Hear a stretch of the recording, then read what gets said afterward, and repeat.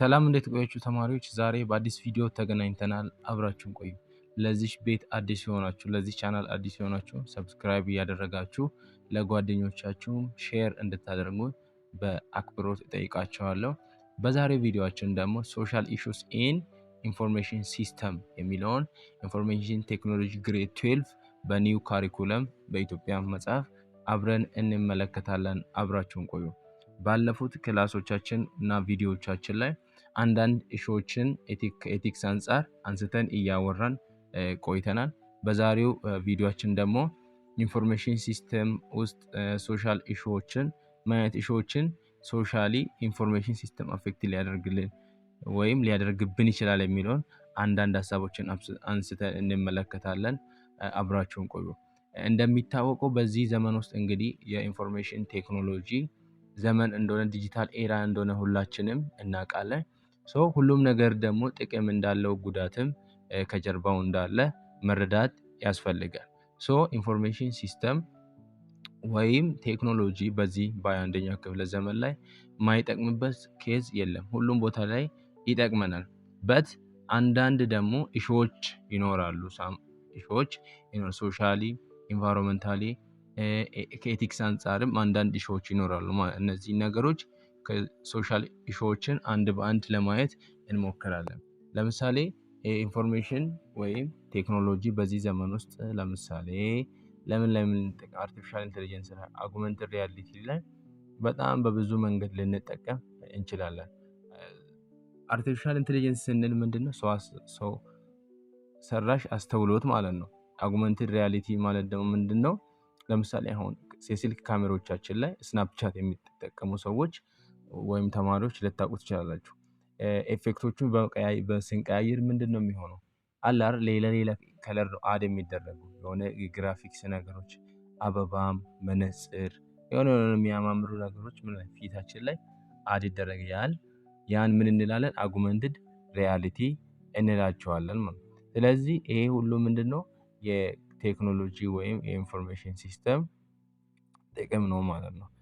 ደግሞ uplifting or social problems have even directly caused by technical of technology። ስለዚህ ጥቅም እንዳለው አንዳንድ ጉዳቶችም ሊኖሩት ይችላሉ።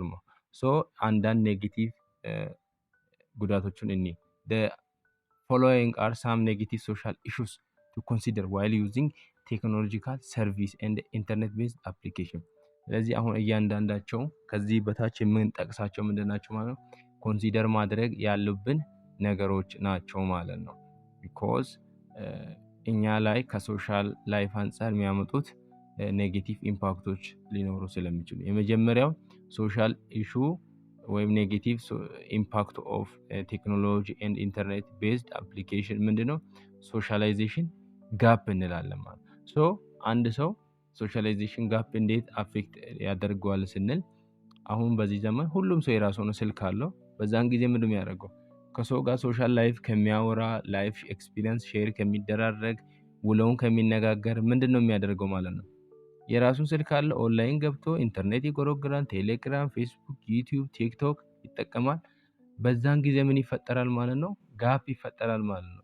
ሶሻል ላይፍ ጋፕ ይፈጠራል። በሰዎች መካከል፣ በቤተሰብ መካከል፣ በእህት በወንድም በቤተሰብ በእናት አባት በልጆች መካከል ጋፕ ይፈጠራል ማለት ነው። ይሄ አንድ ሶሻል ኢሹ ነው ማለት ነው።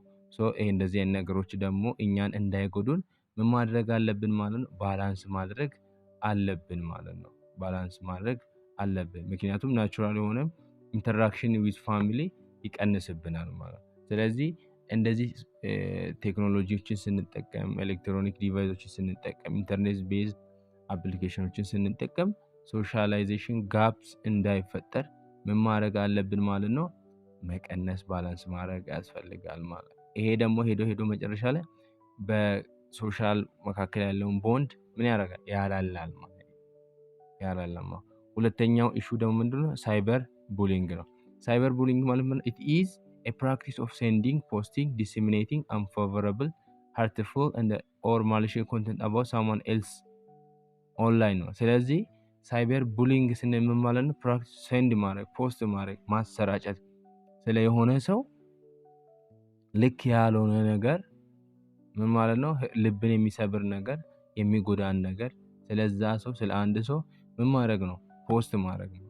ለምሳሌ እኔ አንድን ሰው በቃ የምጠላው ከሆነ የሚደብረኝ የማይመቸኝ አይነት ከሆነ ምን አደርጋለሁ ማለት ነው? ስለዛ ሰው ያለንም የሌለውንም ነገር አንድ ላይ ደባልቄ ፖስት ሳደርግ ለሰዎች ስልክ ሲያሰራጭ ያን ምንም ብለን እንጠራዋለን ማለት ሳይበር ቡሊንግ እንላለን ማለት ነው። ይሄ ደግሞ የሚያካትተው ኢንቮልቭ ዲስክሎዚንግ ሴንሲቲቭ ኤንድ ፕራይቬት ኢንፎርሜሽን አባውት አናዘር ኢንዲቪዥዋል ኢን ኤ ዌይ ዛት ኮዝ ኤምባራስመንት ኦር ሂዩሚሊዬሽን። ስለዚህ ይሄ ደግሞ ምንድን ነው? ሴንሲቲቭ ኤንድ ፕራይቬት ኢንፎርሜሽኖችን ለሌላ ሰው እስከ ማጋለጥ ድረስ ይደርሳል ሳይበር ቡሊንግ የምንለው ማለት ነው። ሶ ሳይበር ቡሊንግ ካን ሃፕን ኦንላይን ስሩ ሶሻል ሚዲያ ፎረም ኦር ጌሚንግ ዌራስ ዩዘር ካን ኢንተራክት ዊዝ ኦር ኤክስቼንጅ ኮንቴንት ዊዝ አዘርስ።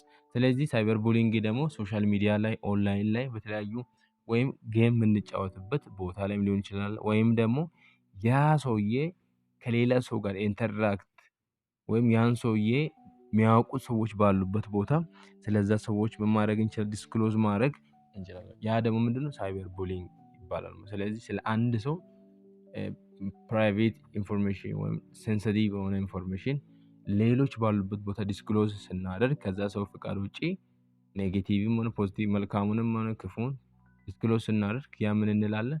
ሳይበር ቡሊንግ እንላለን ማለት ነው። ሁለተኛ ሶሻል ኢሹ ይሄ ነው። ሶስተኛ ደግሞ ሶሻል ሚዲያ እንደ ጌሚንግ አዲክሽን ማለት ነው። ስለዚህ ይሄ ምንድነው? ሶሻል ሚዲያ እና ጌሚንግ አዲክሽን። ስለዚህ አሁን ጌም ላይ አዲክት መሆን ማለት ነው። ሱሰኛ መሆን፣ የጌም ሱሰኛ መሆን ማለት ነው። የሶሻል ሚዲያ ሱሰኛ መሆን ማለት ነው። ሶሻል ሚዲያ ስንጠቀም ለምን እንደምንገባ ራሱ ሳናውቅ ስንቀር ያገኘን ሁሉንም አሁን አንዳንድ ሰዎች አሉ ሶሻል ሚዲያን ሲጠቀሙ አዲስ የመጣን ሶሻል ሚዲያ በሙሉ በቃ አካውንት ክሬት እያደረጉ የሚውሉ ማለት ነው። ይሄ ደግሞ ምንድነው? እያንዳንዱ ሶሻል ሚዲያ የተፈጠረበት የራሱ ፐርፐዝ እና ዓላማ ስላለው ለዛ ፐርፐዝ ብቻ ብንጠቀም ሞር የተሻለ ይሆናል ማለት ነው። ለምሳሌ ፌስቡክ የተፈጠረበት ሶሻል ኢንተራክሽን ኮሚኒኬሽን ሰዎች እንዲያወሩበት ነው የተፈጠረው። አሁን ለምሳሌ ሊንክዲን የምታውቁ ከሆነ ደግሞ ሊንክዲን ደግሞ ፕሮፌሽናል ነው። ፕሮፌሽናል ማለት ነው ሰዎች ባሉበት የሙያ ዘርፍ ከሌላ በእነሱ ሙያ ዘርፍ ካለ ሰዎች ኮሚኒኬት የሚያደርጉበት ኤክስፒሪየንስ ሼር የሚያደርጉበት ነው ማለት ነው። ልክ አሁን እዛ ፌስቡክ ላይ የተለመደውን ነገር ወይም ቲክቶክ ላይ የተለመደውን ነገር ሊንክዲን ላይ አመጣለሁ ብትሉ ይሄ ሊሆን አይችልም ማለት ነው። ስለዚህ ምን ለማለት ፈልጌ ነው? ሁላችንም ሶሻል ሚዲያ እና ጌም ስንጫወት ምን ማድረግ አለብን ማለት ነው? ባላንስ ማድረግ አለ። ሶሻል ሚዲያም ስንጠቀም በስነ ስርዓት መጠቀም፣ ለተፈለገው ዓላማ ብቻ መጠቀም አለብን ማለት ነው። ጌም ስንጫወትም በዛው ልክ ማለት ነው። ሶሻል ሚዲያ እና ጌም ላይም ደግሞ በጣም ከልክ የምናልፍ ከሆነ ብዙ ነገሮቻችንን ሶሻል ላይፍ ላይ ብዙ ነገሮች ከሰው ጋር የምናሳልፈውን ጊዜ ከስልካችን ጋር ብቻ እናሳልፋለን፣ ከኤሌክትሮኒክስ ዲቫይስ ጋር ብቻ እናሳልፋለን። አዛ ታይም ምን እንሆናለን ማለት ነው? ሶሻል ላይፍ ውስጥ ልዩነት፣ ጋፕ፣ ክፍተቶች ምን ይሆናሉ ማለት ነው? ይፈጠራሉ ማለት ነው። ይሄ ቀጣዩ ሶስተኛው ሶሻል ሚዲያ እና ጌሚንግ አዲክሽን የሚለው ሶስተኛው ሶሻል ኢሹ ነው። አራተኛው ፕላጃሪዝም ነው። ፕላጃሪዝም ደግሞ ምንድን ኮምፒውተር ኢንፎርሜሽን ሲስተም አር ናውን ፎር ዜር ኤዱኬሽናል ቤኔፊት which are praised but having access to all knowledge has drawback of its own. According to University of Oxford, plagiarism is presenting work or ideas from another source as your own or without consent of original author. ፕላጃሪዝም ማለት ነው የኛን ያልሆነን ነገር የኛን አስመስለን ስናቀርብ ማለት ነው። የኔ አይደለም ግን የኔ ነው ብዬ የሆነ ስራ የሆነ ሪሰርች የሆነ ነገር ሳቀርብ ያ ፕላጃሪዝም ይባላል። ይሄን ብዙ ጊዜ የሚጠቀሙት እንግዲህ አንዳንድ ግቢዎች ዩኒቨርሲቲዎች ሪሰርች ላይ ታይትል ላይ ምናምን ዶክመንት ላይ ሲሰራ ይሄ ቀጥታ አውቶማቲካሊ አይደንቲፋይ ያደርጋሉ። ከዚህ በፊት የተሰራ ታይትል ከዚህ በፊት የተሰራ ሪሰርች ምናምን ከሆነ የሌላ ሰውን እኛ አምጥተን የኔ ነው ብለን እንትን ስንል ያ ምን ይባላል ማለት ነው? ፕላጃሪዝም ይባላል ማለት ነው። ይሄም ደግሞ ምንድነው? የዛን ሰው ባለቤት የዛን ሰውዬ ባለቤት ሀሳብ ሰርቀን አይዲያ ሰርቀን ሪሰርች ሰርቀን የራሳችን ማድረግ የለብንም። ስለዚህ ይሄ ደግሞ ሄዶ ሶሻል ላይ ኦሪጂናል የሆነ ስራ እንዲጠፋና የራሳችን ያልሆነን ስራ ይዘን የኔ ነው እስከ ማለት። ይሄ ደግሞ ምንድነው መጀመሪያ ኦሪጂናል ባለቤቱም ደግሞ ሊያዝንብን ሊከፋብንና ልቡም ሊጎዳ ስለሚችል አሰራርም ልክ ስላልሆነ ከዛ ሰው እውቅና ውጪ እንደዚህ ማድረግ የለብን። ካደረግን የሌላ ሰውን ሀሳብና ሪሰርች ሊሆን ይችላል የተለያዩ ጽሁፎችን ከወሰድን ፕላጃሪዝም ልንባል እንችላለን። ይሄ ደግሞ ሶሻል ኢሹ ነው ማለት ቀጣዩ ሶሻል ኢሹ ነው ማለት። በመቀጠል ደግሞ ምንድነው ሳይበር ክራይም። ሳይበር ክራይም እንግዲህ የሳይበር ደህንነት ጋር ይገናኛል። እንግዲህ ኢንተርኔት ስንል አንድ ነገር ብቻ አይደለም፣ እኛ የምንጠቀሙ ኮምፒውተሮች ብቻ አይደሉም፣ ብዙ ነገሮችን በውስጡ ነው የሚያካትተው ማለት ነው። ስለዚህ በዚህ ዘመን ኢንተርኔት ላይ ኢንተርኮኔክትድ የሆኑ ነገሮች ሁሉ ምንድናቸው ማለት ነው የሳይበር ጥቃት ይሞከራል ለማድረስ ይሞከራል። ምክንያቱም ምንድነው እዛ ውስጥ የሚሰረቁ ኢንፎርሜሽኖች አሉ፣ መረጃዎች አሉ፣ ስለ ሀገር፣ ስለ አንድ ሰው፣ የብዙ የድርጅት ሊሆን ይችላል ማለት ነው። ስለዚህ ሳይበር ክራይም ደግሞ ምንድነው ይሄ የአንድን አገር የአንድን ፐርሰን ወይም የአንድን ሰው ኢንፎርሜሽን ሳናስፈቅድ ሀክ ሲደረግ ክራክ ሲደረግ ሲሰረቅ ማለት ነው። ሲሰረቅ ከዛ ሰው እውቀት ውጪ ከዛ ከባለቤቱ ውጪ መስረቅ ማለት ነው። ስቲል ፍራውድ ማለት ነው። ፕራይቬሲን አልፈን የዛን ሰው ኢንፎርሜሽን ኢንቴሌክቹዋል ራይት ፕሮፐርቲ እሱን ምን ሲደረግ ማለት ነው ሲጣስና የዛ ሰው ኢንተርኔትን ተጠቅሞ ሲዘርፍ ሳይበር ክራይም እንላለን። ሳይበር ክራይም ስፔሻሊ ስለ ኢንተርኔት አስ ግሮ ኢምፖርታንስ ኦፍ ቢካም ሴንትራል ኤዱኬሽን ኮመርስ ኢንተርቴይንመንት ጎቨርንመንት ማለት። ስለዚህ ሳይበር ክራይም በዚህ ዘመን የማይገባበት ቦታ የለም ማለት ነው። ሳይበር ክራይም የማይሞከርበት ቦታ የለም። ሁሉም ቦታ ላይ ይሞከራል። ግን ያው አንዳንድ ኦፊሻሊ ኦርጋናይዝድ የሆኑ ኤጀንሲዎች ወይም ተቋሞች ስላሉ እነዚህ ተቋሞች ደግሞ ፈጣን የሆነ ምላሽ ይሰጣሉ። እንደ ሀገራችን እንደ ኢትዮጵያም ደግሞ አንዳንድ ኢንሳ አለ። አሁን ለምሳሌ ኢትዮጵያ ኢንፎርሜሽን ኔትወርክ ሴኩሪቲ ኤጀንሲ የሚባለው ኢንሳ ብዙ ሳይበር ክራይሞችን ቀድሞ አታክ ሳይደርስበት ቀድሞ የሚከላከልበት ኢንፎርም የሚያደርጉበት የሚከላከሉበት ሁኔታ አለ ማለት ነው። ስለዚህ እነዚህ ሁሉ ምንድናቸው ማለት ነው የሶሻል ኢሹዎች ናቸው። በመቀጠል ደግሞ ምንድነው ጆብ ኦፖርቹኒቲ ኤንድ ቻሌንጅስ ይላል። እንግዲህ በዚህ ዘመን ውስጥ እንግዲህ አሁን ባለንበት ዘመን ውስጥ ምንድነው አርቲፊሻል ኢንተለጀንስ በጣም እየተስፋፋ ያለበት ጊዜ ውስጥ ያለነው እና አርቲፊሻል ኢንተለጀንስ እንግዲህ እየተስፋፋ በመጣ ቁጥር እንግዲህ ብዙ ነገሮችን ኳሊቲ ኦፍ ሰርቪስን አፕግሬድ ሌቨል አፕ እንደሚያደርግ እናምናለን፣ እናውቃለን፣ ይገባናል።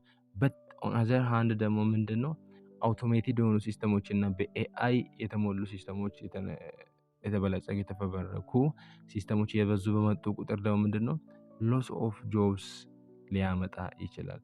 በት እኛ ያን አርቲፊሻል ኢንተለጀንስን ወይም የሚፈጠሩ ቴክኖሎጂዎችን ደግሞ የምንጠቀምበትን መንገድ ከቀየርን ሊጠቅመንም ይችላል ማለት ነው። ሶ ሎስ ኦፍ ጆብስ ሳምሃው ሊኖር ይችላል፣ ግን እኛ የምንጠቀምበት መንገድም ደግሞ ወሳኝነት አለው ማለት ነው። ለምሳሌ አሁን በዚህ ዘመን ኤአይ ምርጥ የዲዛይን ምርጥ ታምብኔል ወይም ምርጥ የሆነ ፖስተር ሊሰራልን ይችላል፣ ሰራልን ብለን ብዙ ኤአይዎች ስላሉ ማለት ነው። ነገር ግን እኛ ኮምፕሊትሊ ክሬቲቪቲው ደግሞ ከሂውማን ማይንድ ጋር እንትን ሊል አይችልም። ሳምሃው የሆነ እኛ በሰጠነው ትዕዛዝ ፕሮምፕት መሰረት ሊሰራ ይችላል፣ ግን እኛ በምንፈልገው ልክ ደግሞ አብሶሉት የሆነ ፐርፌክት የሆነ ነገር ሊሰራልን አንችልም። ግን ሳይድ ቱ ሳይድ ምን ማድረግ እንችላለን? ጋይድ እንዲያደርግ ሳፖርት እንዲያደርገን እንደ አንድ አሲስታንታችን አድርገን ምን ማድረግ ረዳታችን አድርገን ኤአይን መጠቀም እንችላለን። ስለዚህ ጆብ ኦፖርቹኒቲ እንደ ቻሌንጅስ የሚለው ምንድነው ቴክኖሎጂዎች እንደ አውቶሜትድ የሆኑ ማሽኖች ቴክኖሎጂ እየበዙ መጡ ቁጥር ሳምሃው ምን ማድረግ ይችላሉ ማለት ነው ጆብ ሎስ እንዲኖር የጆብ ሎስ እንዲኖር የስራ እንዲኖር ሊያደርጉ ይችላል። ግን ደግሞ ሳይድ ቱ ሳይድ እኛ ደግሞ ለእኛ እንዲጠቅመን አድርገን ከተጠቀምን ደግሞ እንደዚህ ማሽኖችም ሊጠቅሙን ይችላሉ ማለት። ስለዚህ ሶሻል ኢሹ የሚባሉት እነዚህ ናቸው። በቀጣይ ቪዲዮ ደግሞ ኢንቫይሮንመንታል ኢሹ ኮዝድ ባይ ኢንፎርሜሽን ሲስተም የሚለውን እንመለከታለን። እስከዛ ድረስ ለዚህ ቤት አዲስ የሆናችሁ ላይክ ማድረግ፣ ሰብስክራይብ ማድረግ፣ ለጓደኞቻችሁ ሼር ማድረግ እንዳትረሱ። አመሰግናለሁ።